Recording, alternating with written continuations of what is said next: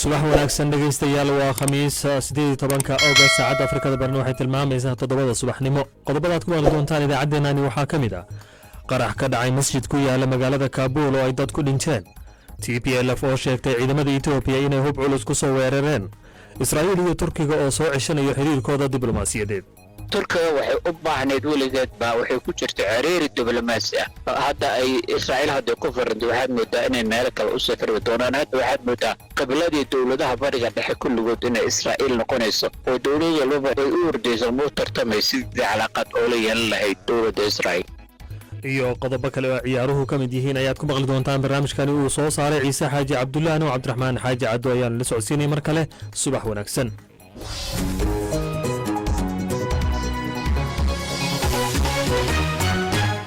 qodobadaasi oo faahfaahsan inoo dambeeyaan marka hore waxaad ku soo dhawaataan warka idaacadda subaxnimo waxaana u diyaaraa Cabdiqaadir Yuusuf Cali mahadsanid cadow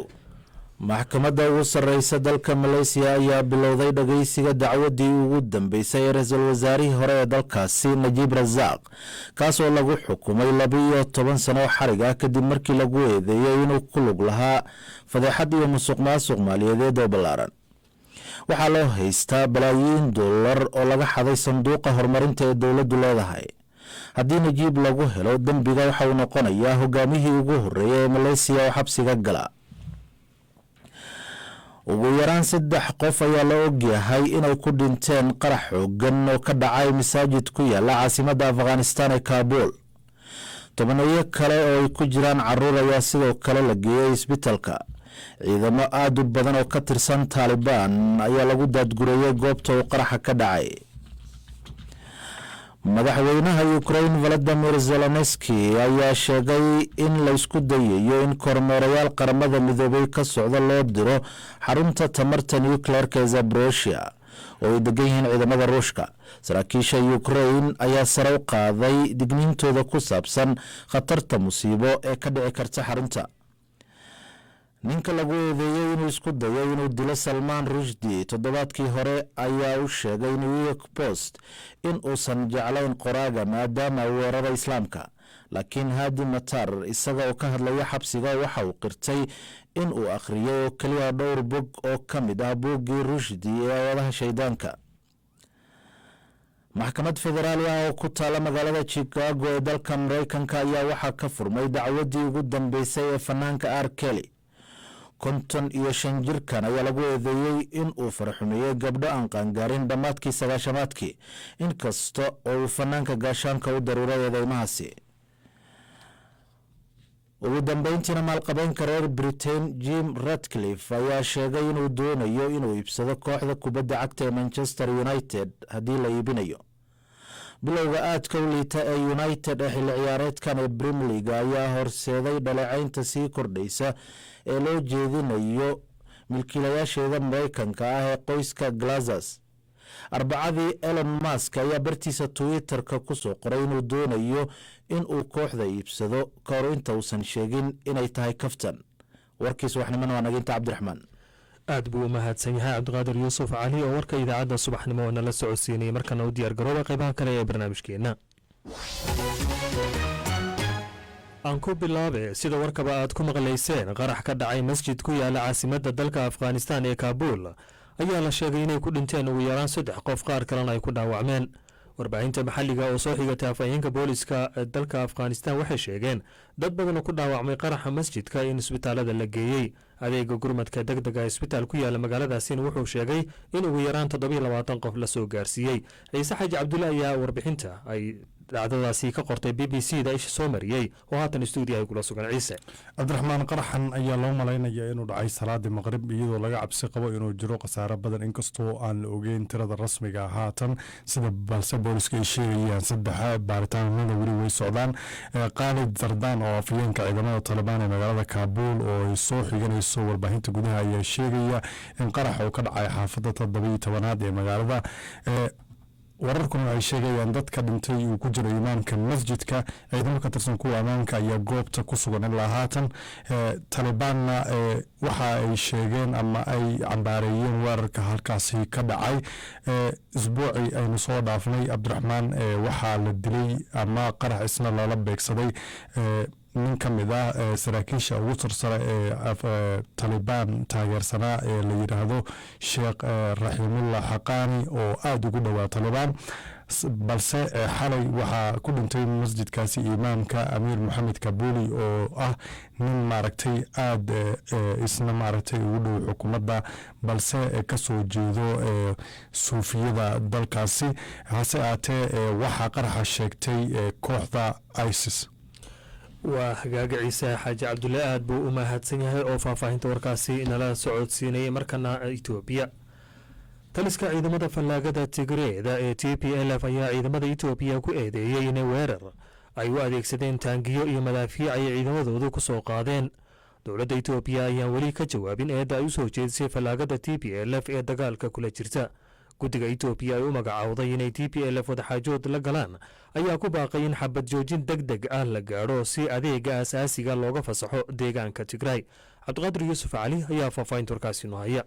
war-saxaafadeed ka soo baxay taliska fallaagada ayaa lagu sheegay weerarka oo dhacay 15kii bishan uu ka dhacay agada tb waxaana la sheegay in weerarkaasi oo lagu eedeeyey inay soo qaadeen ciidamada etoobiya uu socday muddo saacad ah kaas oo loo adeegsanayay hub culus. ilaa iyo haatan ciidamada etoobiya wax jawaab ah kama aysan bixin weerarkaasi lagu eedeeyey. b b c da oo isku dayday in ay jawaab ka hesho laamaha xukuumadda adis ababa ee qusayso umaysan suuragelin. dagaalka gobolka tigreega ayaa istaagay kadib markii labada dhinac ay bishii maarso gaareen heshiis xabad joojin ah oo looga gol leeyahay inay socdaan howlaha bini'aadamnimada. war-saxaafadeedka taliska milatariga tigreega ayaa lagu sheegay in weli dhanka ciidamadooda ay ka jirto rabitaan nabadeed laakiin weerarka lagu soo qaaday uu khasbi doono inay xoog ku xoreeyaan galbeedka tigree si ay dib ugu soo celiyaan dadkii halkaasi ka barakacay. waxay sheegeen in aysan marnaba aqbali doonin shirqoolka ciidan iyo midka siyaasadeed oo ay wadaan oo ay ku doonayaan in galbeedka tigree ay ka dhigaan dhul aan deegaanka tigree hoos tegin. t b l f wadahadal nabadeed oo etoobiya la gasho waxay ku xiran tahay ka hor intaan miiska wadahadalka lasoo fariisan in deegaanka tigree loo fasaxo dhammaan adeegyadii asaasiga ahaa ee istaagay intii uu socday dagaalka. guddigooda xaajoodka uga qaybgalaya dowladda etoobiya waxay sheegeen si adeegyada asaasiga ah oo dhan loogu fasaxo deegaanka tigree ay lagama maarmaan tahay inay labada dhinac ay muddo gaaban ku gaaraan xabad joojin dhammaystiran. warka ka soo yeeray guddiga wadahadallada nabadeed ku matalaya dowladda etoobiya waa mid aan waxba ka jirin oo beesha caalamka lagu marin habaabinayo ayuu yidhi getachew reda oo ka mid ah xubnaha sarsare ee fallaagada t b l f. waxaa socda dadaalo nabadeed oo ay muddoba wadeen midowda afrika maraykanka iyo waddamo kale kaasoo looga gol leeyahay in lagu soo afjaro dagaalka waqooyiga etoobiya ka socday ku dhowaad 20 bilood inkastoo wadahadalladaasi aysan weli noqon kuwa miro dhala. cabdiqaadir yuusuf cali aad buu u mahadsan yahay. markana dhanka facebook dhegeystayaashaan fikirkooda noo soo mariyey haddii aan eegno maxamuud mukhtaar gaadi oo jooga mandera kenya waxa uu yidhi ururka t p l f ee sheegay inay soo weerareen ciidamada etoobiya waa arrin uga sii dari karta xaaladda dalkaasi oo waayadani u muuqatay mid soo hagaagaysay. haddii ay jirto eedaasi dowladda etoobiya waxaa looga baahan yahay inay ka fogaato tallaabo kasta oo sababi karta in mar kale gacanta la isula tego. nuur sheekh xasan carte oo jooga magaalada guriceelna wuxuu yidhi runtii dalka etoobiya weli waxaa ka jira colaad bilihii lasoo dhaafay waxaa loo malaynayay inuu istaagay dagaalkii u dhexeeyey kooxda fallaagada t p l f ee tigreega iyo militariga etoobiya oo horey dagaallo qaraar ay u soo dhex mareen. dalka etoobiyana waxa uu u muuqdaa mid wajahaya colaadda sokeeye. haddii etoobiya dagaal sokeeye ka qarxo waa dhibaato soo wajahday dhammaan wadamada geeska afrika. mahadsanidin b b c ayuu yidhi. annaguna waxaan leenaha dhegeystayaashaanasi iyo kuwa aan nasiibka u yeelan inaan fikirkooda halkan kusoo gudbino waad mahadsantihiin. halkani waa b b c. b b c waxaad ka heli kartaa wararkii ugu dambeeyey ee soomaaliya iyo caalamka oo dhan maalin walba. ra-iisul wasaaraha israa'iil yaar laabed ayaa ku dhawaaqay in dalkiisu uu si buuxda u soo celinayo xiriirka diblomaasiyadeed ee kala dhexeeya dalka turkiga. laabid ayaa sheegay in tallaabadani ay soo afjarayso xiisadda sannado badan ka dhex jirtay labada dhinac isagoo intaa raaciyey in sidoo kale tallaabadani ay muhiim u tahay xasiloonida gobolka. wasiirka arrimaha dibadda turkiga mevlut kavusoglu ayaa dhankiisa xaqiijiyey in labada dal ay isdhaafsan doonaan sida ugu dhaqsiyaha badan furitaanka safaaradaha isagoo intaa raaciyey in dalkiisu aanay marnaba ka tegi doonin qadiyadda falastiin. turkiga ayaa xiriirka diblomaasiyaed u jaray israa'iil sanadkii 2018 kadib markii ciidamada israa'iil ay daanta galbeed ee khaza ay ku dileen 60 qof oo reer falastiina oo ka qaybgalayay dibadbax looga soo horjeeday in maraykanka uu safaaradda ka furto magaalada qudus haddaba arrinta muhiimadda yacni ay la eg tahay ama ay leedahay labada dal iyo weliba guud ahaan gobolka su-aasha iyo weliba su-aalo kale ayaan weydiinay dr axmed sheekh maxamed axmed tiir oo ka faallooda arrimaha carabta iyo dunida muslimka wuxuuna warramay wariyaha b b c xasan sheekh cumar israa'iil iyo turkiga calaaqaad dheer ayay lahaayeen muddo aada u dheer waa dowladdii muslimka ahayd ugu horreysay oo israa'iil ictiraaftay 1949 turkiga ahayd 1958 waxaa kala saxiixday ben gurion iyo cadaan mandris heshiiska ugu horreeyo difaaca iyo ku saabsanay xagga amniga weligeed calaaqaad dheer ayaa soo jiri jiray labada dowlad laakiin waxay isku dhaceen 2010 markay khaza safiinadii ama doontii marmare la dhihi jiray ay israa'iil weerartay oo dad turkiga ku dishay markaa kadib waxay calaaqadooda ku sinayd mar kastaba oo khaza dhib ka dhaco ama dagaal uu ka dhaco in ay sii kale ka qaadanayeen safaaradaha way isku soo noqdeen 2014 cudurdaar waxaa bixiyey netanyahu wixii dhacay kadibna safiiradaas kusoo noqday haddana dagaalka kale 2014 ay ku kala qaateen marka qiyaasta waxay ku kala socdeen ama ruulada ama mastarada lagu qiyaasa calaaqaadkooda waxay ahayd markasta ay weerar qaadaysa khaza dowladda israa'iil marka hadda inay soo noqdaan asbaaba ayaa jira hadda waqtigan ka inay soo noqdaan marka ra-iisul wasaaraha israa'iil ku dhawaaqistan uu hadda shaaciyey in xiriirkii si buuxda loo soo celinayo ma wadahadal ayaa ka horreeyey mise go-aanka wuxuu ka yimid hal dhinac oo ah israa'iil wadahadal shukaansi ayaa ka dhex socday labada dal madaxweynaha israa'iil ayaa wuxuu tegey turkiga si aan oo aad u sarreysa ayaa loo soo dhoweeyey wadahadalla ayaa socday waxaana isku qasbay hadda inay wada hadlaan sababo la dhihi kara 4 waaye waa midda koowaade biden oo ay dowladda dimuqraatiga ee maraykanka oo mar kastaba jecel xasilooni inay ku noolaado bariga dhexe laba maraykanka oo bariga dhexe ihtimaamkiisa ka sii yaraanayo u socda xagga ruushka iyo shiinaha 3 suuriya ood mooda inay ruushka iyo iiraan oo isla jira ay xoog u sii yeelayeen labada dal suuriya khatar ayay ku tahay istiraatiijiyadooda amniga dhinaca oo israa'iil dhinacan oo turkiga waxaa kaloo jiro iiraan oo laga baqa dhowaan inay dowlad nuclear noqoto oo labadoodaba haddana khatarku oo laba dhinac ka jiro marka saas ayaa isu keenaysa waqtigan asaga ah iyo itifaaqiyadii heshiiskii la dhihi jiray abraham la dhihi jiray asagana oo ay kolka hore imaaraadka gashay kadibna baxrayn iyo morocco iyo suudaan ay ka dabagaleen marka turkiga waxaad moodaa keligeed in banaanka looga tego inay moodo saas daraaddeed wadahadal dheer kadib hadda ayay soo heshteen heshiiskoodii oo heshiiskaas oo heshiis qoto dheer ahaan jiray inkastee waxyaalo kale soo dhex galgaleen xiriirka turkiga iyo israa'iil oo xumaada mar walba waxaa inta badan saldhig u ahaa arrinta falastiin oo turkiga uu si gaara u gacan siinayey welina arrintii waa ay taagan tahay oo israa'iil iyo falastiin ma kala dhammaan marka hadda maxaa isbedelay ayaad is leedahay oo dhanka turkiga iska bedelay israa'iil iyo khaza isma daynayiin waana lugta isku hayneen inta uu jiro gumaysiga israa'iil ay gumaysanayso daanta galbeed iyo khaza saas daraaddeeda turkiga waxaad moodaa hadda inuu arrintaas uu ka tallaabsaday oo dantiisa khaaska uu fiirinayo waayo gobolkii oo maraykanka uu ka baxayo dowladihii dariska si un inay u heshiiyaan waaye istiraatiijiyadooda amnigana iyo istiraatiijiyadooda dhaqaalaha iyo ganacsigana waa inay si un isugu xiraato saas daraaddeeda waxa ugu weyna hadda ay ka heshiin doonaan waa 4 qodob oo ugu muhiimsan qodob koowaad waa xagga amniga oo ah isweydaarsiga sirdoonka waa 2 waa difaaca oo tababare isla samey jireen inay dib isku noqdaan waa 3 oo ganacsiga oo laba dowladood oo ganacsigooda aad khaasatan israa'iiliyiinta aad bay waxay u aadaan turkiga u aadi jireen dalxiis waa midda afraade oo labada in ay ku soo dabaalaan beeskan meeshan bariga dhexe nabadgelyo inay ku soo dabaalaan waayahay bariga dhexe ayaad soo hadal qaaday in uu wanaagsanaado oo dib loo soo celiyo xiriirkii diblomaasiyadeed ee turkiga iyo israa'iil muhiimad intee la-eg ayuu u leeyahay gobolka bariga dhexe turkiga weligeed waxay u dhexayn jirtay carabta iyo israa'iil inay gorgortanka u kala dhexayn jirta khaasatan carabta aan calaaqaadka lahayn israa'iil hadda waa la dhaafo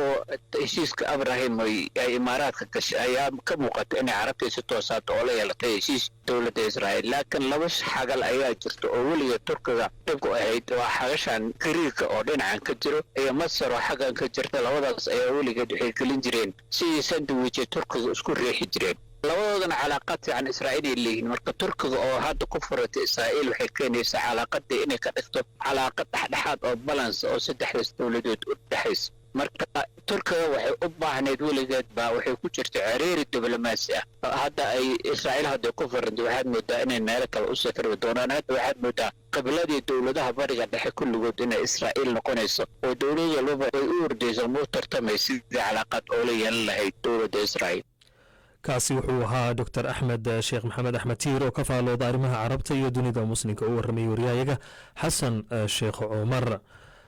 cudurka safmarka ee covid-19 oo dunida ka dilaacay iyo dagaalka ka qarxay ukrain oo isbiirsaday ayaa sababay inuu sare u kaco xoogan ku yimaado sicirka cunnada iyo shidaalka dunida sare u kacaasi oo siyaabo kala duwan u saameeyey cunnada waxaa markaasi iibsiga iyo weliba guud ahaan ganacsiga dunida si weyn looga dareemayo b b c da ayaa la hadashay dadyo daafaha dunida ku kala nool si ay markaa u ogaato sicir bararka dunida oo dhan ka taagan noloshooda sida uu saameeyey amaba saamaynta ugu yeeshay waxayna la kulantay qaar badan oo ku dadaalaya waxa ka qabashada weliba sicir bararka iyagoo si adag u shaqaynaya dadaal dheeraadna la yimid si ay u badbaadiyaan qoysaskooda bulshadooda iyo ganacsigooda axmed mursal xuseen ayaa warbixin amuurtaasi ku saabsan noo haya Just the second day of school here in Burke County. The kids are so excited and they're all in their best behavior. Donna Martin waxa ay soo gaartay dugsi ku yaala meel tuulo ah oo ku taala gobolka Georgia. Saacad waxay tilmaamaysaa 4 subaxnimo waxayna diyaar u tahay inay quudiso 4,200 oo caruur ah oo ka soo jeeda degmadeeda kuwaas oo cunto bilaash ah laga siiyo iskuulkan. We only have 2 grocery stores in the area. Waxaan nahay dad ay ku adag tahay in ay helaan cunto fresh ah. Aagan waxa ku yaala kaliya 2 dukaan oo lagu iibiyo cuntooyinka kala duwan. In caruurta ay iskuulka ka cunaan quraac iyo qado waxa ay dan ugu jirtaa qoyskooda oo la daalaa-dhacaya sicir bararka ka jira halkan Mareykanka. With inflation here in the United States is very, very high. Caruurta qaar cuntada ay iskuulada ka cunaan ayaa noqon karta cuntada kaliya ee nafaqaysan oo ay cunaan.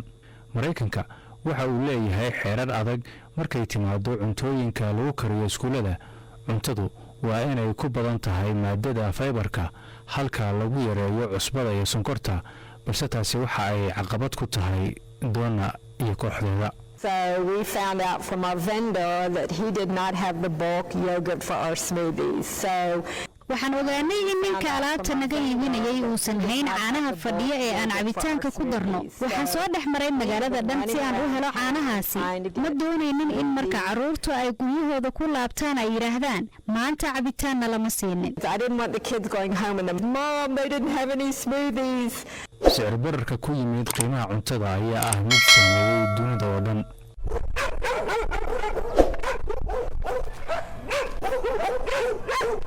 waxaan soo gaaray magaalada Lima ee caasimadda Peru. Justina Flores waxa ay ka fakaraysaa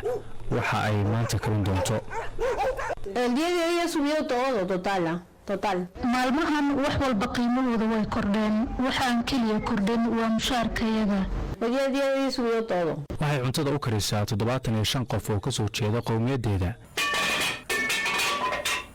maalin kasta Justina xaaladdu waa ay ku sii adkaanaysaa.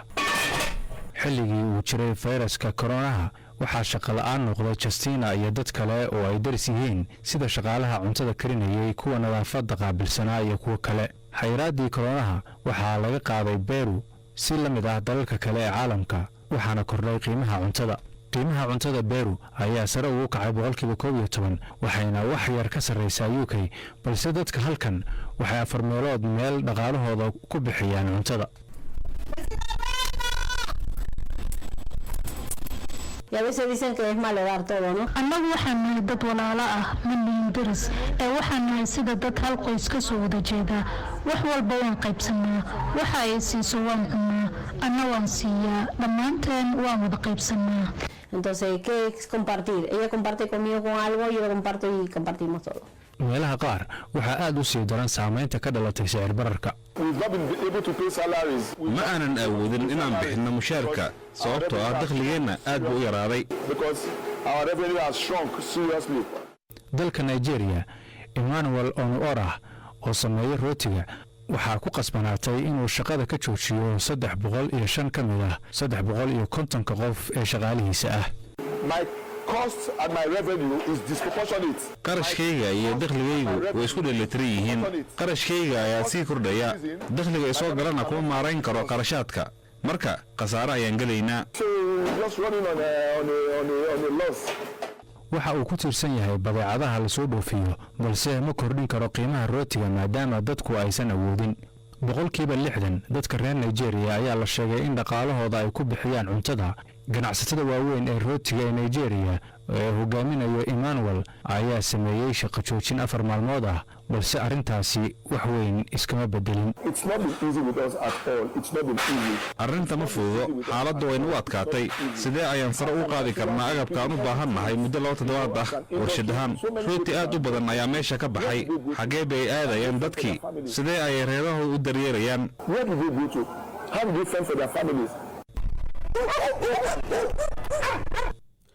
waryaheena axmed mursal xuseen oo warbixintaasi nala socodsiinay aad buu u mahadsan yahay. dhegeystayaal halka weli nagala socotaana waa b b c.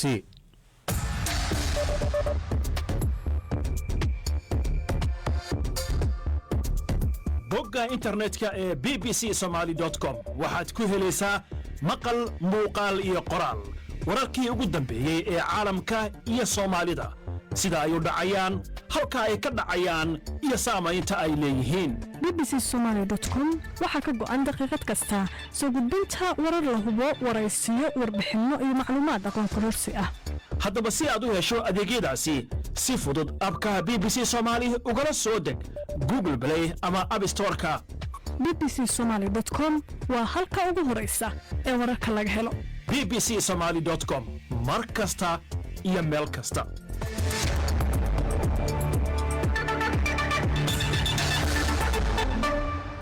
waa hagaaga xubintii ciyaarahan inoo soo socdaanee marka hore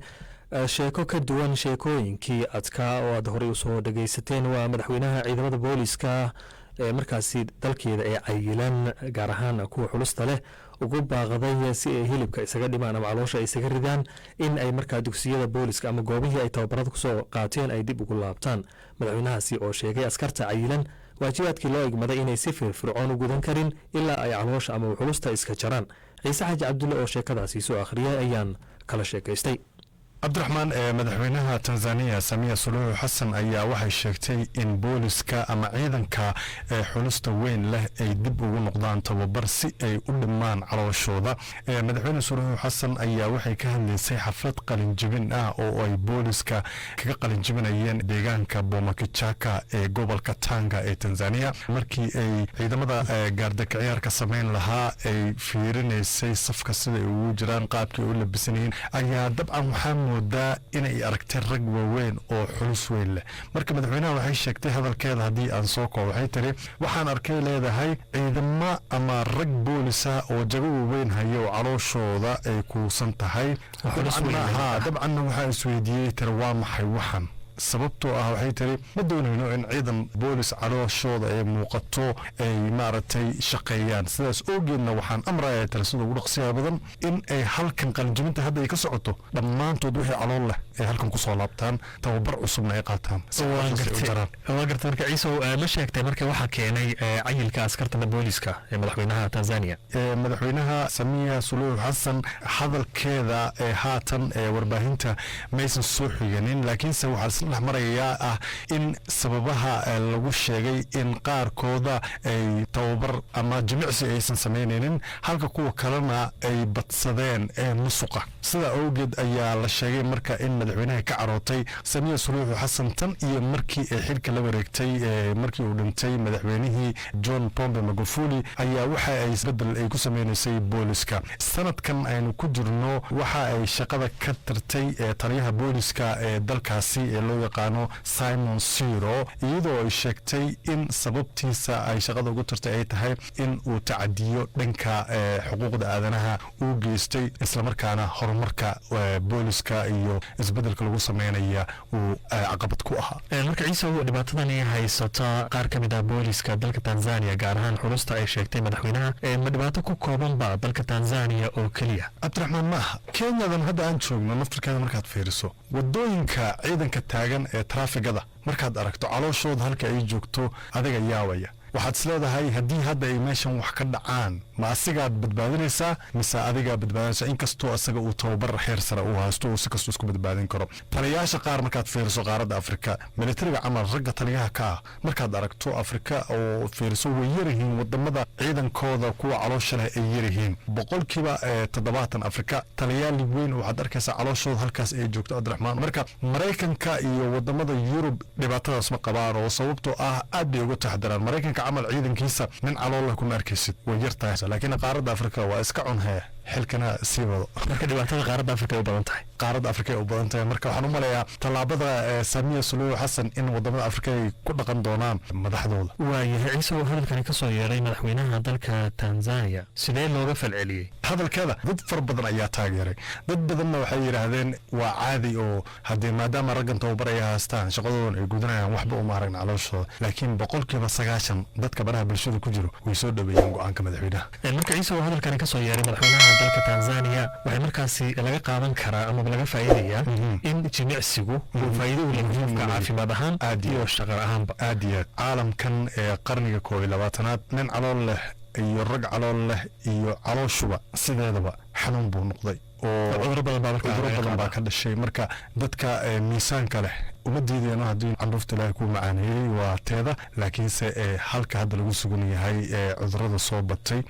dadka waxaa u wanaagsan in ay jimicsi sameeyaan jirkoodana hilibka ku kordhaya la socdaan. waa hagaaga ciise xaaji cabdulle aad buu u mahadsan yahay marka fariintu uu xambaarsan yahay waxaa amaba ay madaxweynaha dalka Tanzania ka dhawaajinayso in qofku uu la socdo xaaladiisa caafimaad ayna ku xidhan tahay cayilka iyo hadba miisaankiisa intuu dhan yahay. markana xubintii ciyaaraha maalqabeelka Ingiriiska u dhashay Sir Jim Ratcliffe ayaa sheegay inuu doonayo inuu iibsado kooxda Manchester United. maalqabeelkani 69 jirka ayaa daba socota